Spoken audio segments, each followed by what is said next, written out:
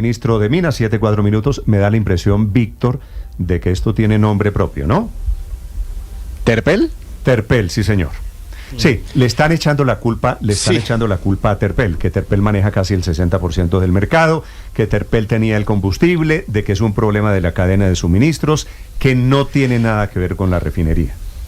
Pero cuando usted mira los pronunciamientos de Terpel de ayer, y por eso Ricardo le insistía al ministro, Terpel básicamente dice, mire, nosotros vamos a normalizar la distribución de nuestro combustible porque Ecopetrol ya la normalizó y eso nos permite a nosotros proveer el combustible suficiente pues para normalizar todo esto. Es decir, Terpel sigue sustentándose en que el problema, la raíz del problema es de Ecopetrol.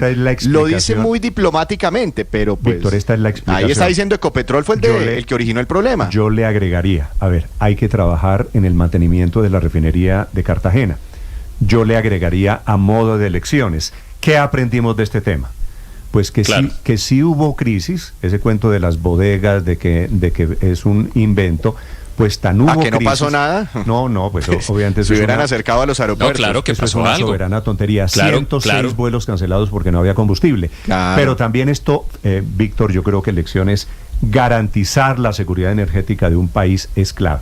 Esto es lo que pasa en un día cuando escasea un poquitico de combustible. Imagínense si nosotros dejamos de producir petróleo, si dejamos de refinar gasolina, si dejamos de ser autosuficientes en el tema energético. Esto es lo que pasa. Esto le faltaba el 15% a Terpel. Estábamos hablando de que estaba al 85% de capacidad de suministro de combustibles. 85%. Imagínense lo que significaría. Pero mire, Ricardo, hay que... seria. Yo creo que hay una claridad importante que hay que hacer y es la siguiente. Terpel es apenas un distribuidor, es decir, Terpel no produce ni fabrica este combustible para aviones. Es decir, ahora seguramente van a tratar de echarle la culpa a Terpel y decir que Terpel tenía esto en las tuberías, decir que Terpel tenía esto en unos tanques y todo, pero si así fuera, ¿por qué entonces Ecopetrol sale temprano ayer a anunciar la importación de una cantidad muy grande, que ya no recuerdo cuánto es, de este combustible? Porque el combustible sí faltaba. 100.000 barriles, porque el combustible, Andrés. Exacto, porque no es solo un problema de distribución. Si el problema fuera de distribución, es simplemente hacer un par de llamadas telefónicas y que manden y que bombeen de una tubería para acá y para allá.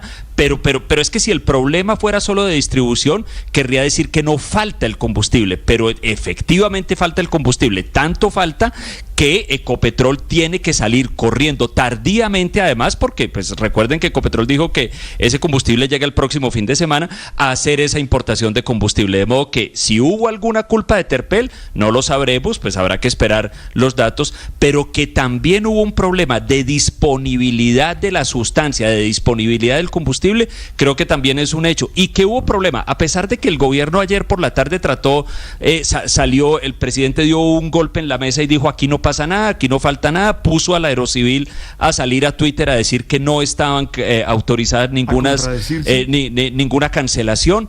Algo sí pasó, porque el propio presidente fue el que por la mañana dijo que precisamente esto era una crisis de éxito, porque estaban llegando tantos turistas y por la reactivación económica, por eso se acababa el combustible. Aquí hay un problema serio de coordinación y será muy importante investigar quiénes son los responsables de ese problema. Van a investigar, le puedo garantizar, Víctor, van a investigar a Terpel, van a investigar a los distribuidores.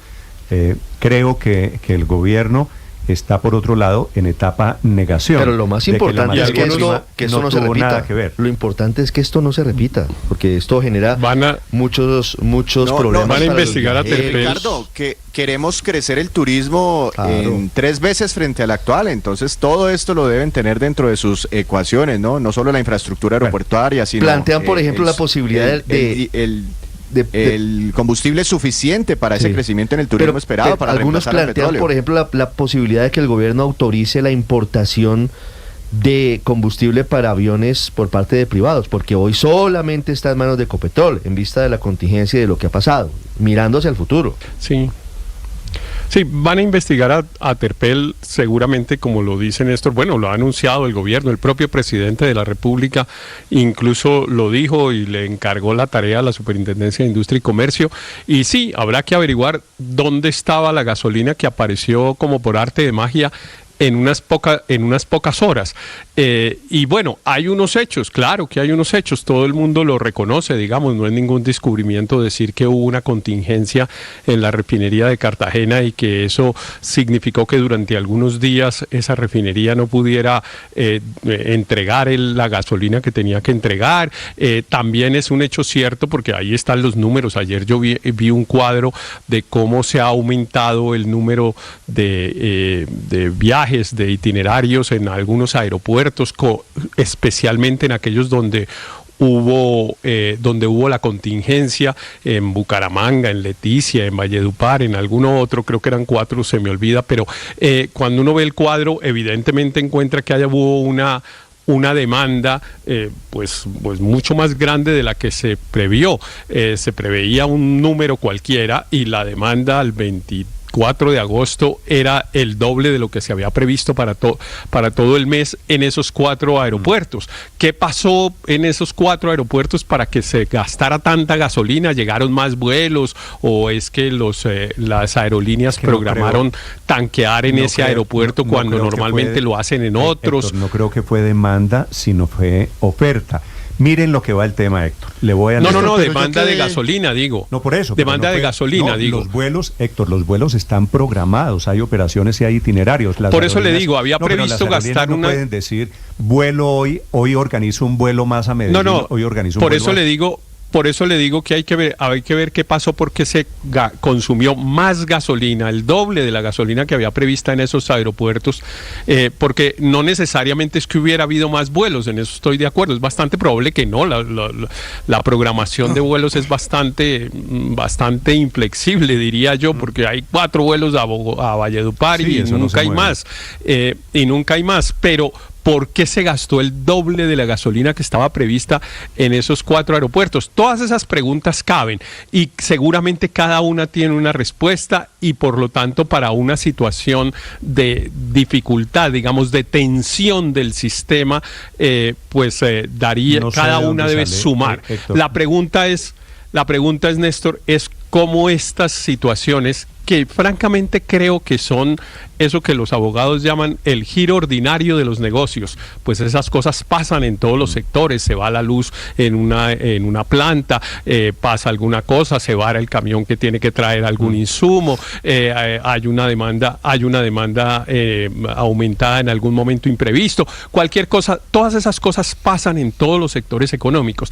La pregunta es, ¿por qué una situación que a mi modo de ver forma parte del giro ordinario de los negocios del sector transporte generó semejante crisis que resultó ser falsa? Porque la crisis no fue falsa. Ver, la crisis es falsa. Los hechos. Héctor, le iba a decir. Esto se parece. Esto se me parece, Néstor. 106 vuelos cancelados, me parece falso. Esto se me parece. 106 vuelos. Hay que preguntar si era justificado que hubieran los vuelos cancelados, ¿no? Yo me imagino que vale la pena preguntar. Los primeros que sufren con la cancelación son las aerolíneas. Claro, pero eso lo tienen que contestar las aerolíneas. ¿Usted cree que una aerolínea se inventa una crisis para no volar? ¿Usted cree que un distribuidor... Pues a veces...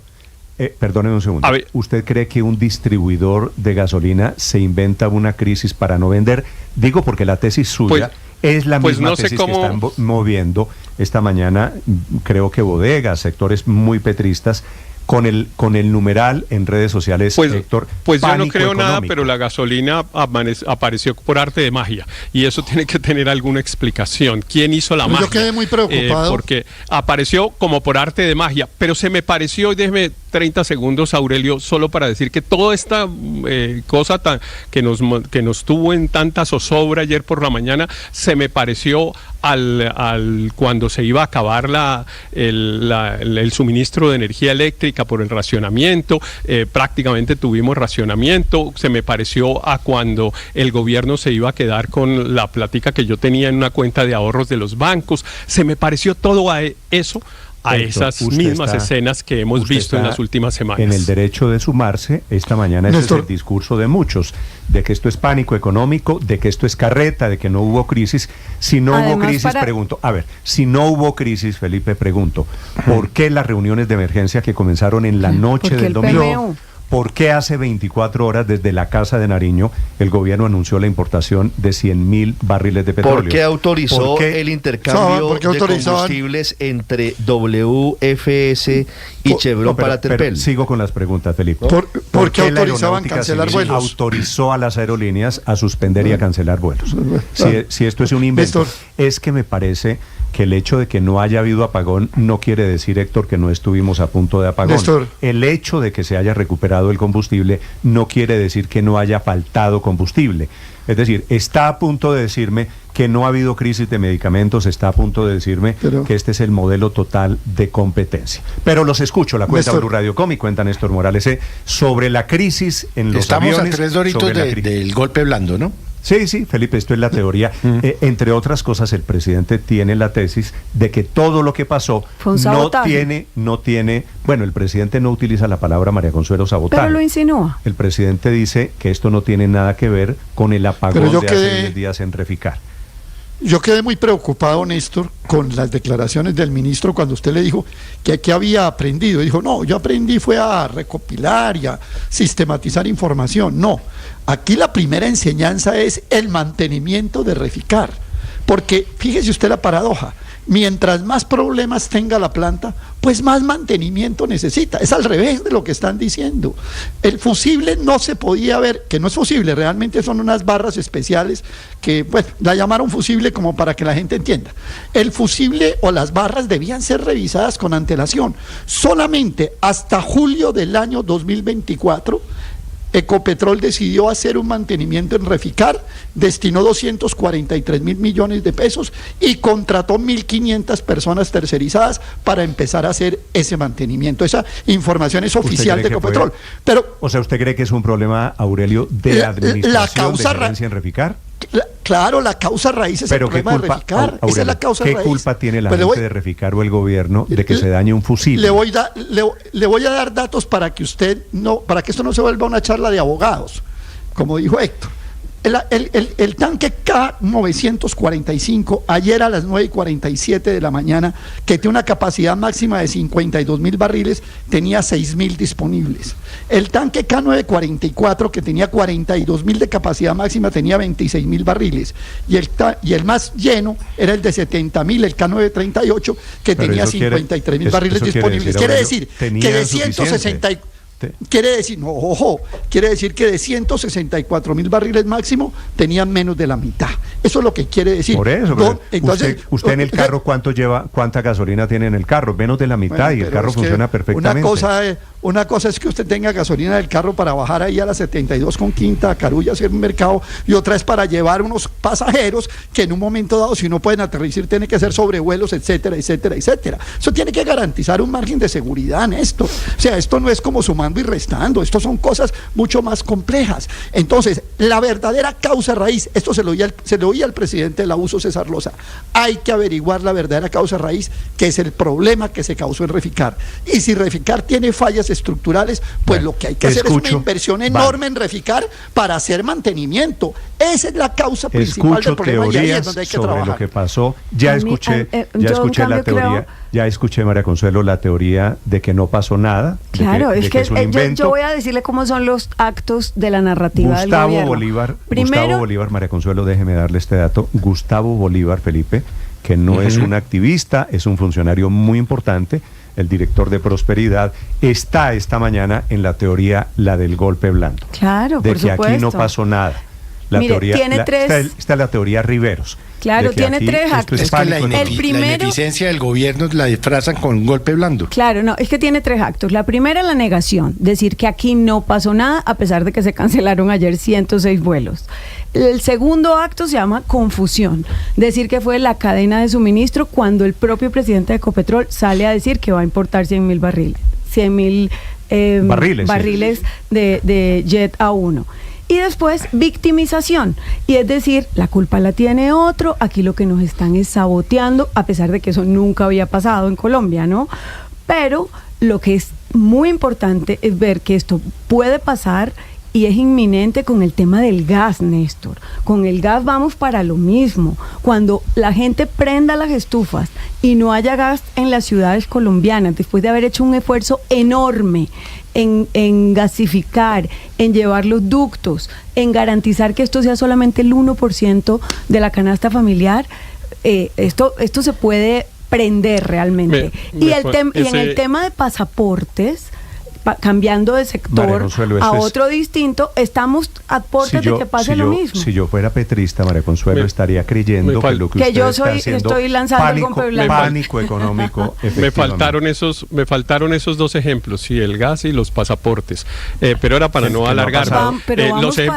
Los ejemplos son muchos, son casi diarios. Y si uno hace la alerta, entonces lo que está es generando pánico, en vez de ser responsable en el control que tiene que hacer la prensa y la opinión sobre los actos del gobierno. Porque esa es nuestra misión, Héctor. Esa es nuestra misión. Alertar de las cosas que pueden pasar. Alertar es un verbo distinto a alarmar.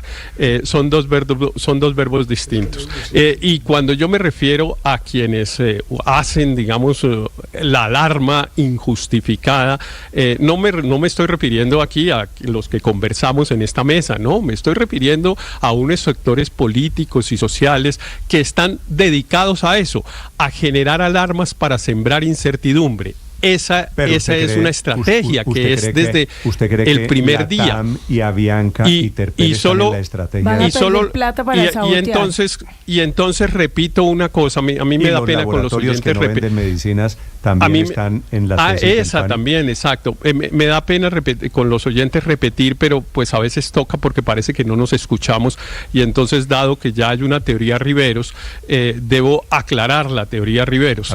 La teoría Riveros no parte del supuesto que sería falso de que no pasó nada. Al contrario, empecé diciendo que efectivamente había una tensión en el sistema de suministro de combustible para los aviones en Colombia. Eso es evidente. ¿Quién va a negar semejante cosa?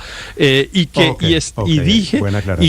y ahí me excuso con los oyentes por tener que repetir, pero me toca repetir porque aparentemente no me escucharon, que las causas por las cuales se produjo esa tensión fueron varias.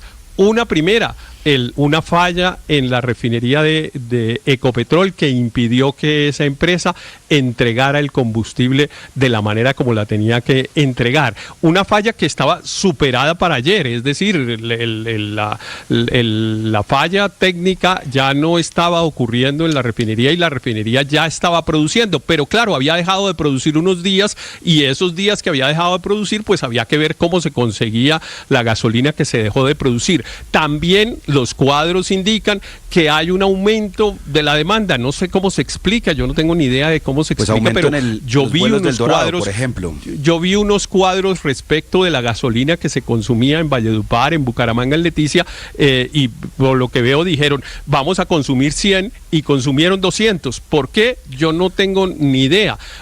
Pasó algo aparentemente raro en la cadena, que es que unos distribuidores tenían más gasolina de la que necesitaban y otros distribuidores tenían menos de la que necesitaban. Entonces terminaron que los que le daban más, los que tenían más, que tenían más le dieron a los que tenían menos. Pero mi reclamo, que lo hice desde ayer, desde el primer momento que salió la noticia, fue: prudencia, no hay que generar alarma, hay que ver qué es lo que está pasando y sobre todo hay que advertirle a los ciudadanos de Colombia que es un problema absolutamente pasajero, de unas horas o máximo de unos días. Según la RAE, y lo demás se llama alarmar. No, alertar es distinto a alarmar. Según la RAE, lo que sí quedó claro, española, alertar es sinónimo de avisar, de alarmar, de prevenir, de advertir. Es lo mismo. Lo que sí quedó claro, en estas 24 horas, Néstor, una alerta o una alarma, porque cualquiera al final conduce a lo mismo. Es sinónimo. A que se prenden unas lucecitas que dicen: ojo con el tema de los combustibles, de los energéticos en Colombia. Lo escucho, Luis Ernesto. Lo que sí resultó evidente en estas 24 horas, Néstor, es que ante la escasez inicial, porque hay que decirlo con claridad, hubo escasez inicial, algunos distribuidores sí optaron por acumular. Y ayer aquí todos decían, no, eso no pasó, eso es porque el gobierno está buscando culpar a alguien. Porque si no hubiera habido una acumulación inicial, no aparece, o sea, en 24 horas o en tan solo 3 horas, perdón, no se refina combustible, se transporta desde la refinería o se importa combustible. El combustible estaba acumulado en alguna parte. Y eso fue lo que terminó detonando la crisis, como nos lo han explicado de manera reiterada, en una carta de quien controla más de la mitad de ese mercado, que seguramente lo hizo de buena fe, y porque nos lo acaban de decir también. Yo no creo que Terpel sea el culpable, ni el gobierno sea el culpable, y esa maña de buscar culpables generalmente no ayuda a resolver los problemas, porque si el gobierno hubiera sido el culpable por un accidente, que evidentemente los accidentes no son atribuibles a nadie, sino son como se denominan accidentes, si ese accidente, claro que genera una tensión, pero esa tensión no implica que haya menos combustible del que se está consumiendo, pues en alguna parte estaba, y lo que salió ayer a anunciar el gobierno es que en alguna parte estaba ese combustible y apareció. Si el gobierno no sale a decir que ese combustible estaba en alguna parte y que no había desabastecimiento, sino que en alguna parte estaba acumulado, pues no lo encontrábamos. Y pasábamos una semana sin vuelos. En el tema de que esto se originó, Ricardo, en el tema del daño de hace 10 días en Reficar, que es un daño que se dañó una fusible, un buje, según nos dijo el ministro. Un daño grave. Bujía, sí. No estaríamos en esta discusión. Hubo un daño en Reficar que está causando esto. No estaríamos metidos en esto. Es la solicitud de investigación del presidente Petro. Todo esto, toda la reacción del gobierno diciendo no. Claro, pero si no hubiera habido ese anuncio de investigación, Néstor, no aparece el combustible en 2 horas o en 3 horas. Entonces, yo no creo que haya sido Terpel el malvado, porque claro que a Terpel le interesa vender, claro que a Bianca le interesa vender vuelos, pero la realidad es que la intervención no fue el libre mercado el que resolvió la situación ayer, fue la intervención del regulador que obligó a que los competidores terminaran no compitiendo, sino cooperando. ¿Quién es el regulador aquí? El regulador, la Superintendencia de Transporte. Entonces, y la Aeronáutica Civil, que también ahí tiene facultades de inspección, vigilancia y control. ¿La Superintendencia de Transporte? Y entonces, cuando interviene el Estado, con todas sus agencias, con la Superintendencia de Industria y Comercio, con la Superintendencia de Transporte, con la Aeronáutica Civil, terminan los comercializadores diciendo, venga, yo le voy a prestar porque yo sí tengo acumulado, señor Terpel, le voy a dar a usted y usted solucione su problema, y se resolvió en 3 horas, fruto justamente de los anuncios y la intervención. Luis Ernesto. Inventario de seguridad que tienen yo creo que todas esa maña de culpar al gobierno por todo, pues no va a terminar resolviendo los problemas. Claro, hubo un accidente, eso generó una tensión inicial, pero también había que buscar en la cadena del suministro, al final de la cadena, y ustedes ayer lo negaban de manera sistemática. Todo esto fue un complot contra el gobierno, si entiendo bien. Le voy a conceder una, Felipe, yo creo, para ser justos. Aquí tendemos en este momento de culpar a todo al gobierno, ¿cierto? Si hay un daño en el fusible, yo no creo que eso sea culpa del gobierno necesariamente. Hay accidentes que pasan. Habrá que ver, pero habrá que ver el mantenimiento. Pero eso siempre ha pasado. Pero María Consuelo, dicho que es cierto, aquí por razones políticas, por la crisis, por lo que sea, la culpa es del presidente Petro. Yo creo que eso, padre, hay que reconocerlo. Pero por otro lado, tenemos un gobierno que no acepta responsabilidades y que le echa la culpa siempre a la teoría de la conspiración. Entonces terminamos enfrascados en un par de extremos. Sí, claro. La culpa es suya y el otro diciendo la culpa es suya. Cero autocrítica el gobierno, cero autocrítica. Yo no sé, digo, todavía me parece que necesitamos aclarar de verdad qué fue lo que pasó. Y en esa conspiración, imagínese usted, para que no vuelva a pasar, es que esto no puede volver a pasar. Y habría que preguntarle a Terpel, a WFS y a Chevron cuál es el volumen de reservas hoy, porque por ley tienen que tener reservas del 30% en sus tanques. Y las tuvieron que liberar para poder Esa salir es la pregunta, Paola. Hoy tenemos el 30% de las reservas. No, las tuvieron que liberar, y entonces lo que pasó es que Ecopetrol les dijo, y yo les mando en las próximas horas más porque voy a poner a Reficar a producir más de esto. ¿Y por qué no lo dicen transparentemente? Claro, exacto. ¿Por qué no lo dicen? Está clarísimo. Blanco es gallina lo pone. Si eso lo hicieron así, ¿por qué no lo dicen? Pero acabo de decir, está clarísimo. Aquí ha faltado un poquito de autocrítica y ha faltado... Y de transparencia. Pues claro. Claro, pero es que y además de conocimiento, también de conocimiento. Mire, dice el ministro de Minas, dice, no, es que tenemos que mejorar los sistemas de información. A ver, hay una cosa que se llama SICOM, el Sistema de Información de la Cadena de Distribución de Combustibles Líquidos Derivados del Petróleo, que es a cargo y está a cargo del Ministerio de Minas y Energía, tal y como lo recuerda la IATA en su primera carta, porque van 2 cartas de la IATA. La primera fue del 20 de agosto, cuando dice, oiga, tenemos este problema, hemos sido informados de una falla en Reficar, pero además no hay cómo suplir la creciente demanda de este combustible que estamos necesitando de manera urgente. Y dice, ojo con ese sistema de información que trabaja y que elabora y que está a cargo del Ministerio de Minas. Eso tiene que pulirse, y el ministro diciendo que sí hay que mejorar la información. Se le olvida decir que está a mi cargo, por lo demás. Lo otro es que dice el ministro de esto de importar los biocombustibles, que como nos dijo clarísimo Silvia, apenas en Europa está en investigación y en desarrollo, y lo que pide la IATA concretamente es que les dejen importar a las aerolíneas Jet A, que no es Jet A1, son 2 combustibles diferentes, y les dice, mire, el combustible Jet A se consigue muy fácilmente en los mercados internacionales, es un combustible un poquito distinto del A1, pero eso es lo que les estamos pidiendo, que nos permitan importar eso tal y como se les permitió durante la pandemia, durante el COVID-19, que también les dio ese espaldarazo al gobierno de Iván Duque. Entonces, pues realmente, en medio de todas estas malas noticias, uno no sabe si es que no conoce de verdad de lo que está hablando, y lo otro es que sí me preocupa mucho pensar que todo esto es una gran teoría de la conspiración, Néstor. Es que ya vamos en que la IATA, que representa 330 aerolíneas del mundo, está en un golpe blando contra el presidente. No es teoría de la conspiración, pero no es teoría de la conspiración, pero si ayer el gobierno no hubiera intervenido en el final de la cadena de suministro, que eran los distribuidores, si nos hubiera quedado diciendo, ay, sí, es todo culpa nuestra, pues tendríamos una semana sin vuelos, básicamente, porque el combustible estaba acumulándose en alguna parte y apareció en 2 horas. Volvió, esa parte es cierta, 7 de la mañana, 30 minutos. Leo un par de mensajes, Felipe, de oyentes que me parecen saber del tema. Me dicen, los accidentes en una refinería que vale más de 8.000 millones de dólares no pueden pasar. Para eso debe haber sistemas de mantenimiento, claro, y para eso debe haber ingenieros. Este es uno. Y otro oyente, Felipe, que me dice, ¿qué tal que no tuviéramos Reficar? Lección, las obras hay que construirlas, hay que terminarlas y hay que mantenerlas. Son las 7.